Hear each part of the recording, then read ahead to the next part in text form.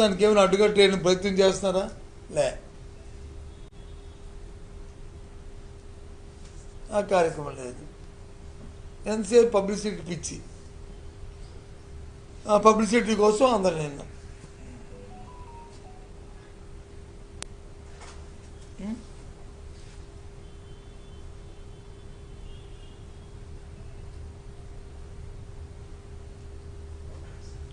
చాలా. అందుకోసం చూసి గత 5 రోజుల నుంచి జరుగుతున్న పరిణామాలు, ఇవాళ చంద్రబాబు నాయుడు గారి స్పీచ్ చూసిన తర్వాత అందుకే ప్రెస్ కాన్ఫరెన్స్ పెడదాం వచ్చాను.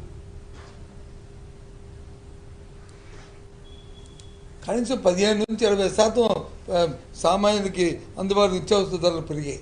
ఇది వాస్తవం కదా. మీ ఇంట్లో మీ కుటుంబ సభ్యులు అడగండి, పత్రికా సోదరుల మీ కుటుంబ సభ్యులు అడగండి, నేను చెప్పింది అవాస్తవమైతే.